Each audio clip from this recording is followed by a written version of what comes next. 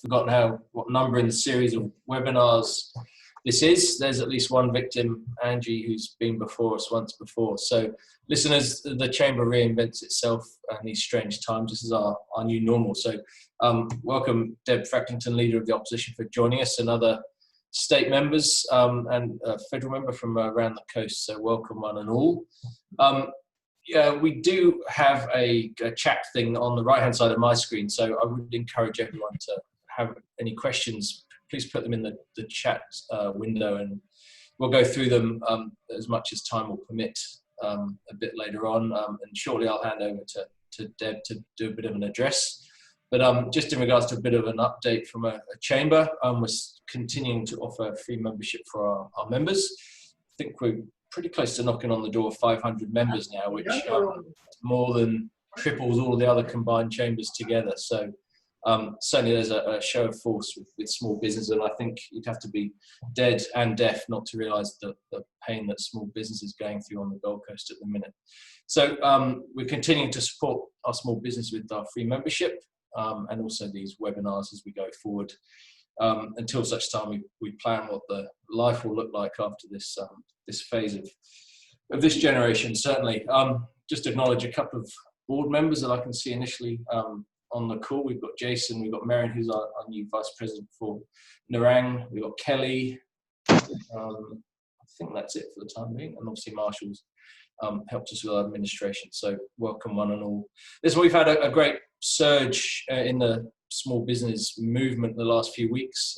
This chamber was lucky enough to be represented at the meeting with the Premier for what it was worth last week, I think it was.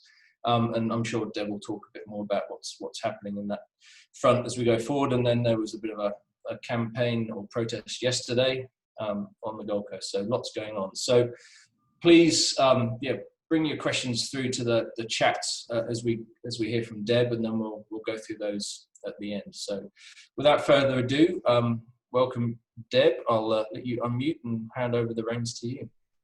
Well, thank you very much, Martin. I very much appreciate the invitation to be on your Zoom call. And congratulations to you and your team for organising so many of these, particularly through the COVID times that we're facing. I mean, there's such terrible and hard times.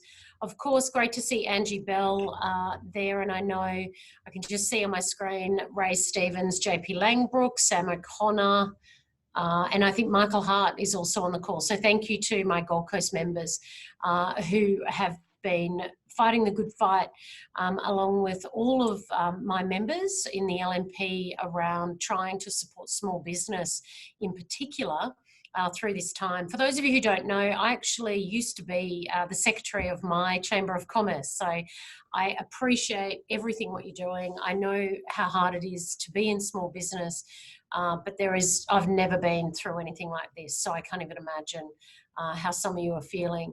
Now, I thought what I'd do, Martin, if that's okay. Oh, I should have acknowledged Marshall as well. Thank you for all the work you've to set up this with my office. So really appreciate that.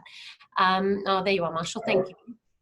But also, what I think is easier is if I'm happy, I'll address you. But of course, this is your forum, Martin, so happy to take as many questions as possible. And of course, I'll do my best to answer them. And if I can't, I'll throw to someone like Ray, who might give it a go for me. No, I'm kidding, Ray. But look, I really want to hear from you. I think that's the most important thing. But just to set the scene a little bit, I'll just give you my perspective. So we have, of course, been and I'm so sick of the word unprecedented, but that's what it is. It is just a time that we hope that we never have to go through again. Now, Queenslanders have done everything that has been asked of us. We've done social distancing, we've shut down our businesses, we've shut up our homes, and we've stayed inside. We've done everything that the government has asked us to do. And now all I'm calling for is I'm calling on the government. We've done everything that we've had to do to smash the curve, as the Premier likes to say. So now the Premier needs to stop smashing our economy. And so I'm going to be advocating very loudly and strongly on the restarting of the Queensland economy. Now, of course, there is nothing more important to the people on the Gold Coast and the people of this call than the border closures. I have been down the coast a couple of times in the last couple of days, advocating on your behalf, well, not on your behalf, I apologise, but advocating on behalf of businesses in and around the border closure and the need for certainty and clarity. So my Shadow Tourism Minister, Dave Frecklington, has also been leading the charge from a tourism point of view across Queensland on this topic as well. What has upset businesses in my mind, most of all, is the fact that the Premier put a roadmap out, 10 days later changed the date and pushed it to September or even later. Now, the Gold Coast, which I don't need to tell you, but the Gold Coast relies on interstate tourism more than any other area in Queensland.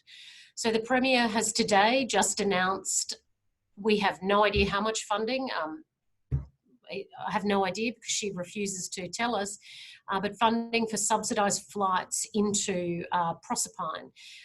We don't know any detail except that the government and taxpayers will be paying for interstate cheaper airfares. What I'm saying to the Premier is what we would prefer, whilst that is welcome, we'd also prefer the borders open so we can get a hold of that southern tourism dollar.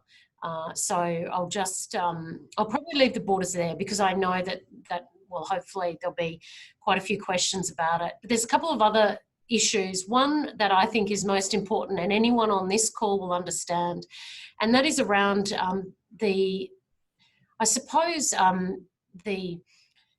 discipline that anyone that has run a business would understand. And that discipline is all around budgetary constraints. So we know that if you run a business, you need to make sure that you've got money coming in and to cover the money that's got to go out. And at times like this, it's extremely difficult.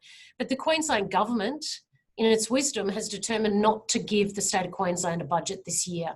There is only one, it's the only state government in Australia not to hand down a full budget this year. It is unbelievable. We're in a state election year, and the only way I can see that the government, the only reason why they're doing this is because they have no plan. So no budget to me means no plan, which means no recovery phase from COVID. Now, people may think I'm being a bit harsh on that, but if you don't have a budget, how can you look and understand what money you have to put into the economic recovery of the state? So I'll also be advocating on behalf of Queenslanders to force the government to be honest with Queenslanders around a budget as well. Now, in small business land, unfortunately, as you guys all know, the Palaszczuk government was the last state government to deliver any form of relief into the state, into any form of small business. Now, there was some money put up for small business grants eventually, a week or so ago. It closed after 3 days. So anyone of you that was working hard in your business and not jumping straight on the application, you missed out. It closed in 3 days. We also know the debacle that was the Q Rider loans. This has been devastating, and thank you, and I know many from the Gold Coast have contacted me as well. But the Q Rider loans was cut off on the 18th of April. The Premier then, in my mind, extremely dishonestly went out to the general public and said, I've got a heap more money to put into Q Rider loans. And then she never reopened applications, so it's extremely disappointing, to say the least. So, Martin, I mean, there's a lot I could talk about, a lot more I could rubbish the government on, but happy to take questions, and then I can do that in my answers. Sure, thank you. Look, there's no doubt, there's a very fine balance between, the health and the economic issues, and the border is something we've been more than vocal on, demanding or calling for it to be open, and the relief that the intra-state travel has had, or we continue to see, but a bit of a long way to go. Listen, I'll go in order. We've got a question here from Alison. Hello, Alison, from the Star Group there. Her question is about tourism. Our industry has been hit hard and will be the longest to recover from this environment. We would very much appreciate the ability to support any extension to the JobKeeper program. I acknowledge Angie again from a federal perspective. this federal initiative has been a terrific program. We're very grateful for it. So do you have any thoughts on that? Yes, I do, Martin. And it's very interesting because the Tourism Minister, Kate Jones, that's her only advocation for tourism businesses on the Gold Coast as well, is just putting the boot into the feds and asking them, although I think she thought it was the Job Seeker, but it's called the Job Keeper program. And Alison, look, you raise a really good point, and I'll let Angie touch on that. But in my mind, the best support that we can give Queensland businesses is allow them to open up again so they can employ people. Because quite frankly, without the help of the federal government and the billions of dollars of our taxpayer money that they have distributed to businesses, it has kept some of those businesses alive, but it's also kept people alive as well, because I know the stress. So yes, more than happy to be very well aware of the cliff we're facing when that comes off. But quite frankly, I don't think businesses can just rely upon JobKeeper. What businesses need is their businesses to be allowed to trade and trade back to normal. And I'll touch on a couple of points. First is that the Premier has used the justification of the Blackwater COVID death for keeping our borders shut. That's gone. We've now got a faulty testing regime in Queensland, and even if we trusted our testing regime in Queensland, we have tested 100,000 less people in Queensland per capita than any other, by way of capita, than any other state in Queensland. Queenslanders have done what we've been asked to do. We've squashed the curve, we've got rid of it. Let's open up again and let's get working again. Thank you. I don't know, Angie, if you wanted to comment on that. You're on mute. Unmute doesn't last very long. There you go. Thanks, Deb, and thanks for talking to the Central Chamber of Commerce. It's wonderful to have you here on the coast virtually.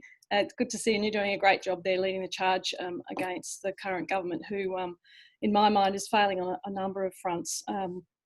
Just on the JobKeeper subject and topic, it is, of course, a temporary measure that the country can only afford for a period of time, a finite period of time.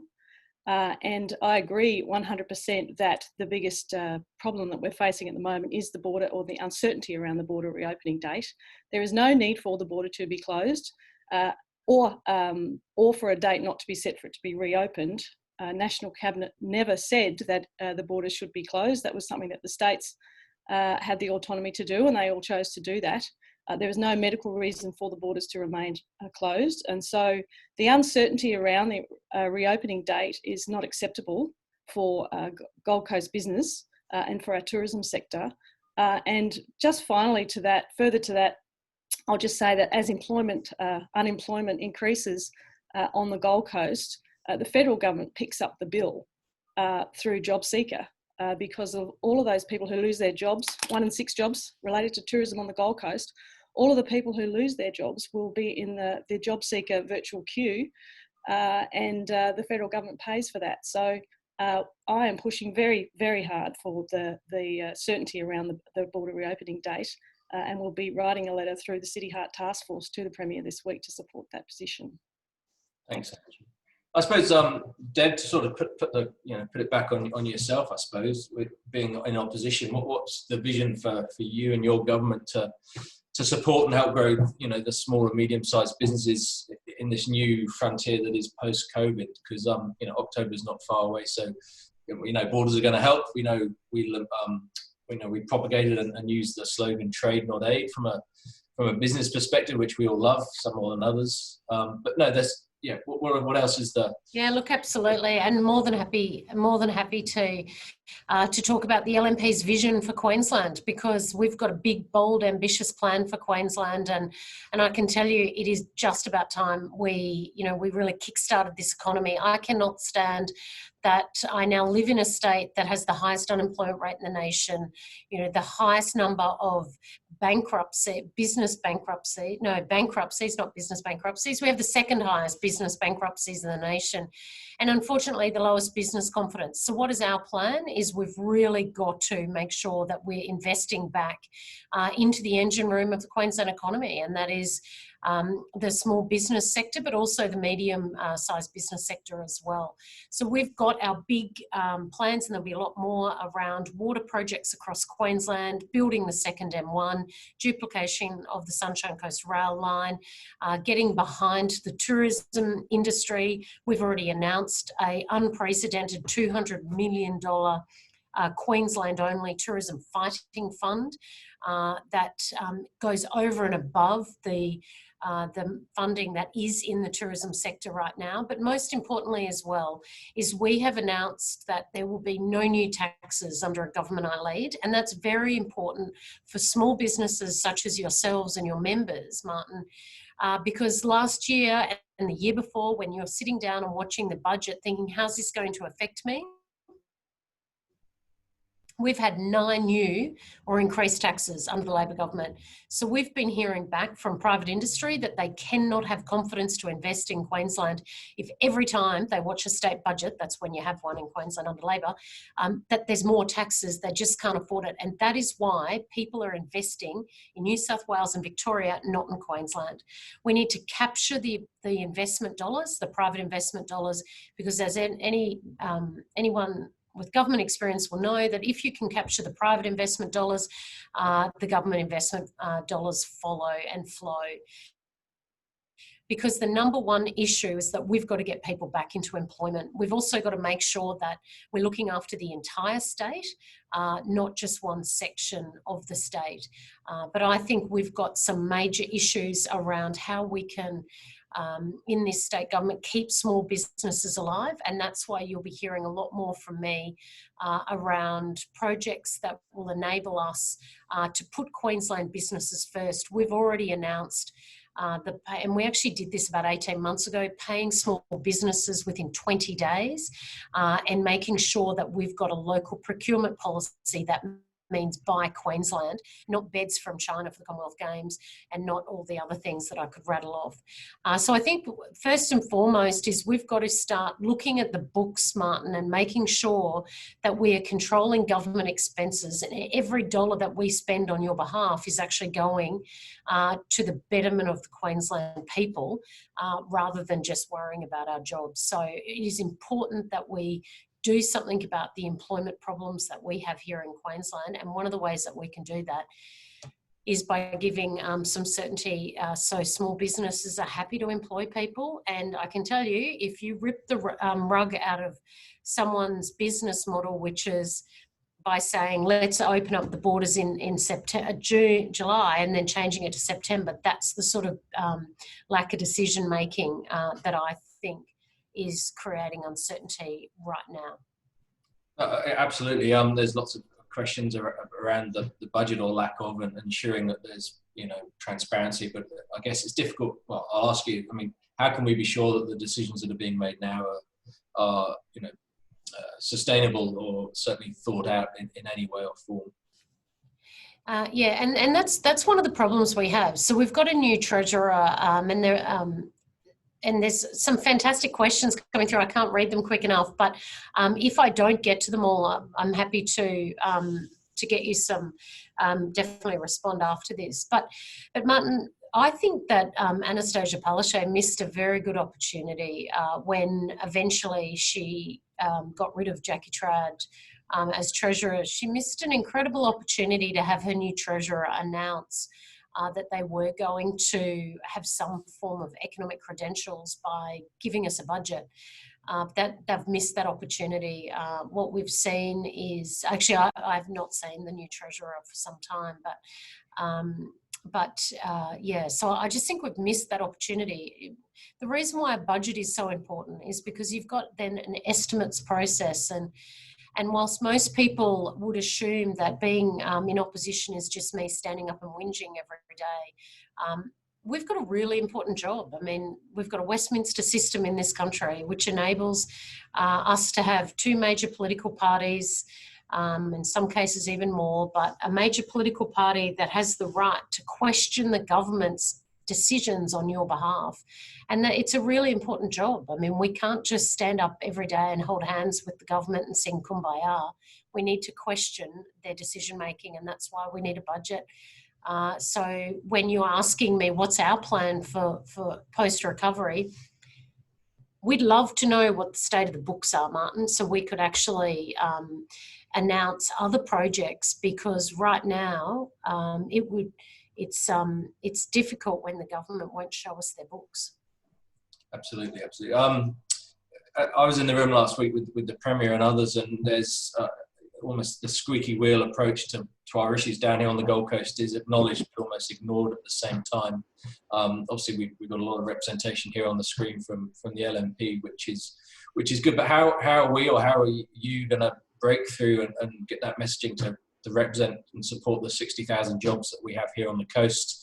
Michael has cleverly put up in his background that the Open Our Borders Save Our Jobs.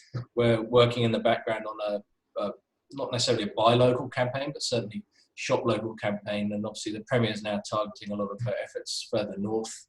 But we do need that support down here. So how can we stimulate that more local economy? Well, look, I think, and congratulations to all the businesses who did who've been really ramping up the campaign. I think one of the, interesting things is we've got wonderful representation on the coast, and those guys have been working extremely hard with all of their local businesses, and I'd encourage all of your members to reach out, and we're happy to assist in any way possible to advocate on your behalf. I think one of the most important, biggest stopgaps you've got down there, you've got a mayor who has decided that he is going to back the Premier. We've got probably one of the biggest employers down there. It's happy to, jump on and support the Premier, Facebook videos and all the rest of it. So, look, I think at times like this, we've got to stand up for the jobs rather than the political allegiance. And we know that Tom Tate has political allegiance to our way, but I think he's very much hurt the messaging of the Gold Coast businesses by advocating for the borders to remain shut. Martin, I see that, if I'm being very frank, I see that as quite a big issue for you guys. Well, what about obviously you mentioned earlier the bigger infrastructure projects, but what more localized infrastructure projects would you guys fast track to help stimulate our economy down here?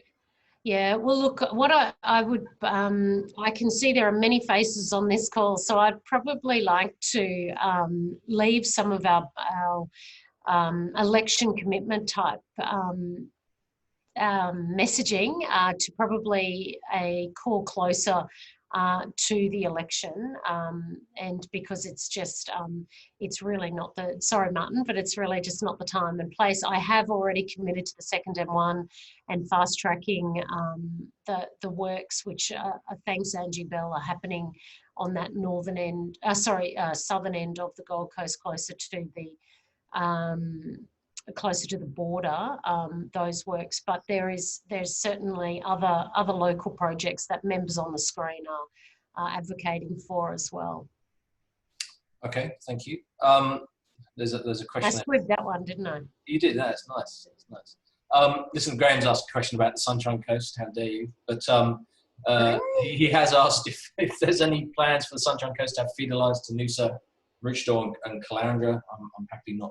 Sorry, I just missed that. What was that? Plans for the Sunshine Coast to have feeder lines to Noosa, Richdor and Caloundra. I'm not too sure that's got context. Oh, this is to do with the duplication of the rail line?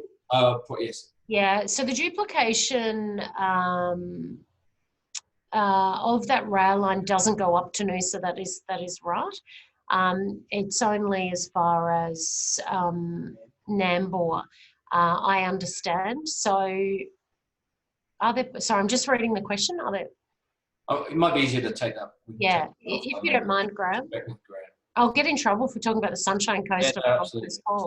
Feels a bit strange. Look, another more context around, and again, the theme parks are our members, and I've spoken publicly about that last week. So I know for a fact, and I've seen their version of their COVID safe plan. They've done a lot of work, and the irony is that all of us can walk freely around the local Westfield, interacting with thousands of people, as I do begrudgingly each weekend. But there's still no capacity for those guys to open up, and we've got this freedom of travel to a limited extent within the state with the school holidays, but yeah, we can't get the theme parks open to a level that will make it viable for them.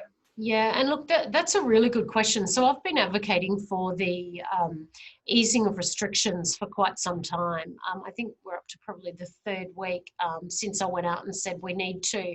There's a couple of things.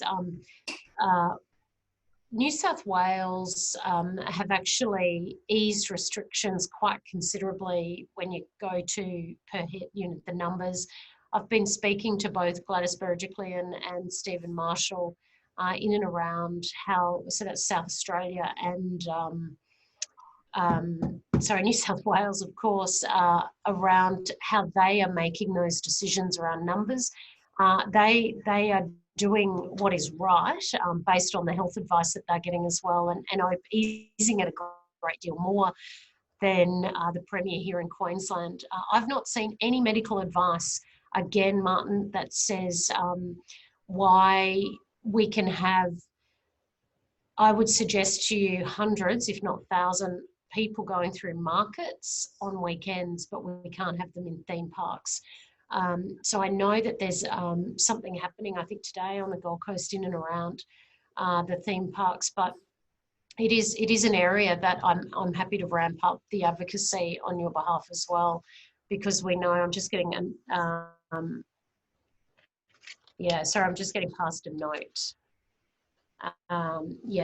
So we just, happy to ramp that up for you, because there's quite an inconsistency around the messaging around some areas being able to have lots of people with social distancing, but the theme parks haven't got the ability to open even if they could because of the number issue. And that's an issue. Thank you. I'm certainly advocating that, but also particularly for the larger venues we have here at the coast, because capacity is one thing, but something certainly as a chamber we're keen to push forward and are is a capacity sort of pro rata for the square meterage that venues have, because you have some of these pubs and clubs have acres and acres and acres of space, but with only a capacity based on the number per venue. So that's an inhibiting factor, as I'm sure it will be for the casino as well. So that's something else that's really important to us down here on the Gold Coast. Yeah, and that'd be, Alison, that would be a massive issue for you guys as well. But I also note someone has said, in line with theme parks, what about turf clubs? That didn't come from Ray Stevens either. But that's one of the inconsistencies with the messaging that we're getting at the moment. I would really like to see the Premier ease the per head restrictions a lot quicker. We've only gone to 20 and 20 per a certain area, and then everyone is going to do the right thing because we need more and more people. I haven't contemplated, to be frank, to the person who asked about turf clubs, because racing is an interesting one. It has continued the whole way through, but just without people. That's a very good question and one worth taking on. Thank you.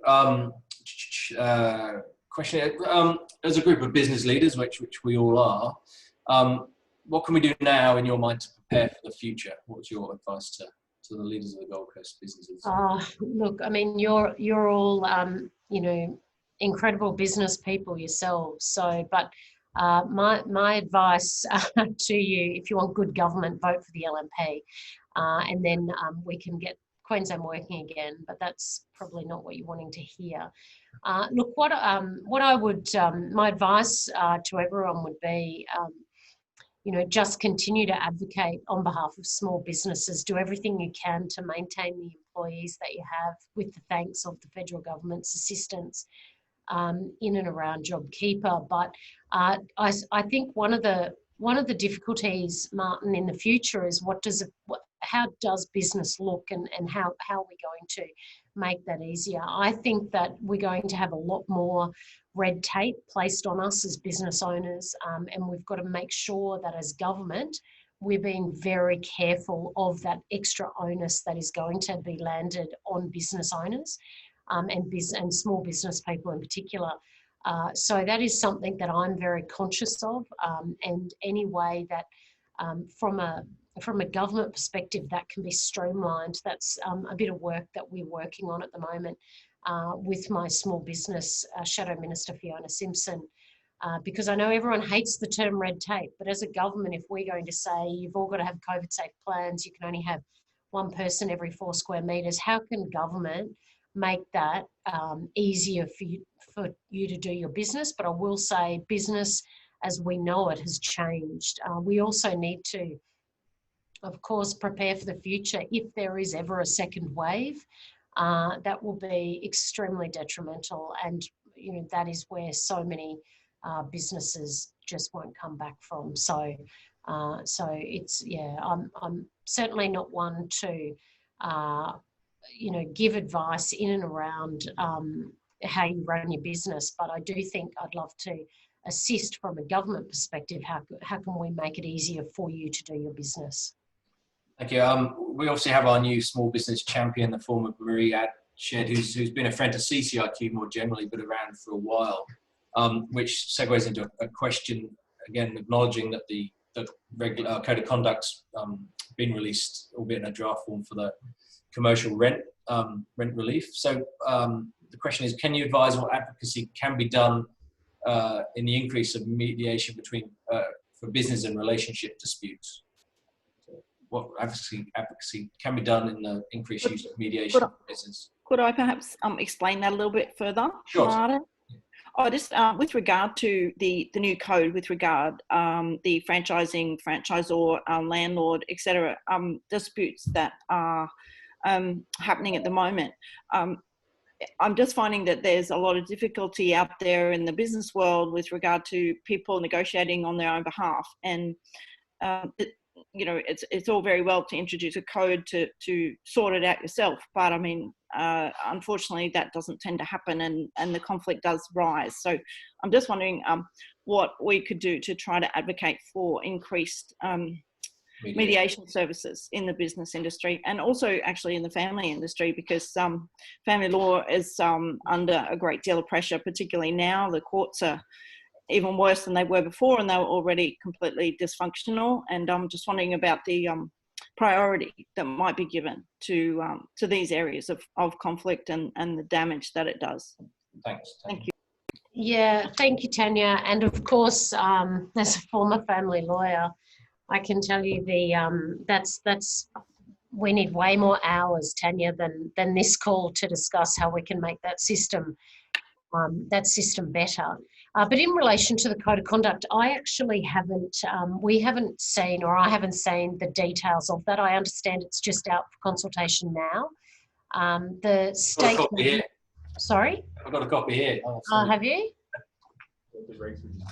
Oh, yeah, sorry, those regs, yeah, sorry. I'll, Tanya, I'm going to get back to you in relation to the code of conduct, except for just to say that, it was very late to the party. We expected it at the last sitting, and that didn't come to fore. Many of the major landholders, landlords, are just not negotiating at all, which is making it extremely difficult. And there's a great deal of onus that has been put on the real estate agents to manage that through. So I'd probably like to give a bit more of an informed answer to that one. Sorry, Tanya. To be honest, there's a bit of exploitation on both sides. So sometimes the landlord, sometimes the leasee is also taking advantage, saying that they're under pressure, but they're actually not. And I've certainly seen that in the pharmacy industry. I've had a lot of experience in the pharmacy industry for 20 years. And there's some pharmacies, obviously, depending on where they're located, some are doing better than ever, and some are struggling if they're in a shopping centre, for example. So, I just think that there needs to be much clearer boundaries on this, like specifics, because it's just way too broad, and it's actually opened up higher levels of a dispute, like the possibility of dispute, because it's not clear enough. And even between New South Wales and Queensland, there seems to be a lot of confusion, and obviously we have a lot of businesses on the border at Tweed. So it's just, I think it's an area that needs to be really addressed and looked at, because it's gonna spiral out of control if something's not Tanya, I'll just done ask you to sooner. use the chat panel. Thanks, Tanya. Yeah, look, there's a lot of stuff around this now as we start to evolve out of this. One of our members here, Steve's, offered to send to us, Marshall, a recording of a panel discussion on this very subject yesterday through Minter Elson, who are one of our members, so we can happily circulate that through, which I think is a good idea. Okay, I haven't got too many more questions. We're probably drawing to an end. Just more, I know, Deb, the Chamber Presidents meet every Friday morning at 10 o'clock, and you've spoken to us a few weeks ago as a group of Chamber Presidents across the state. Now, Chambers are generally the more trusted voice for whatever reason, but it's reassuring. Obviously, government's always a little bit distrusted by private business, but we're very proud to hold that crown. But we do have a very short half-life at the moment because we're trading on goodwill at the moment and want to continue to provide support for our members. So I'd be keen to hear what support you guys could provide for Chambers going forward post-October. Oh, I think you're muted.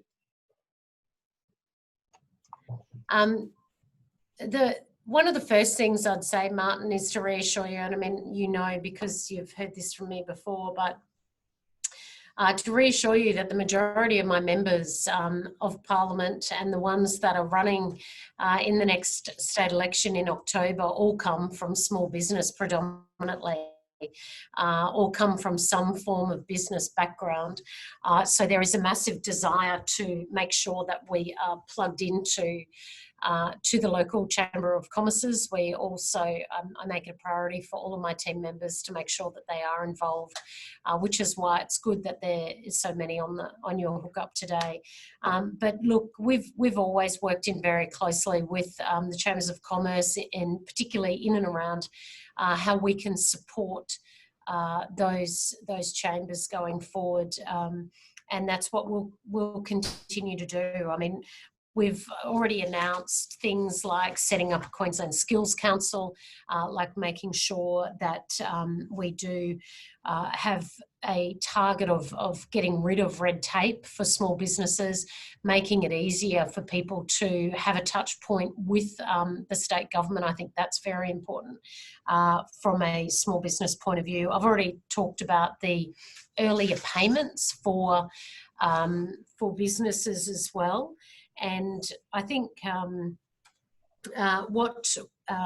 one of the really important things is, of course, that we make sure that we continue to engage with the community, so we do get the balance right, you know, so that we do hear what it is that you guys are doing and what does hurt you. I mean, I think the days of the Labor Party saying that the LNP are just for big business is over, well and truly over, and some of the government's decisions that they're making at the moment should prove that. So, you know, probably what I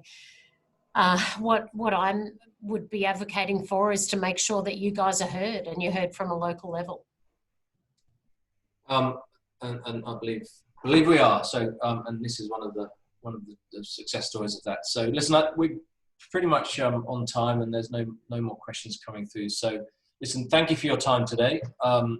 We have recorded this, as we do all of them, and we'll continue to replay it.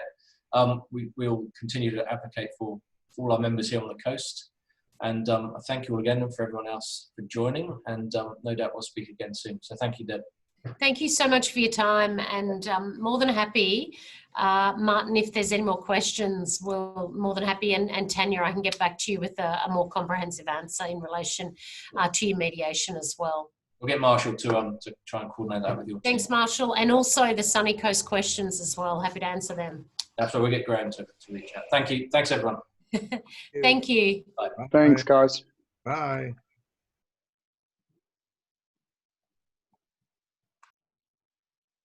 Hey, Marsh.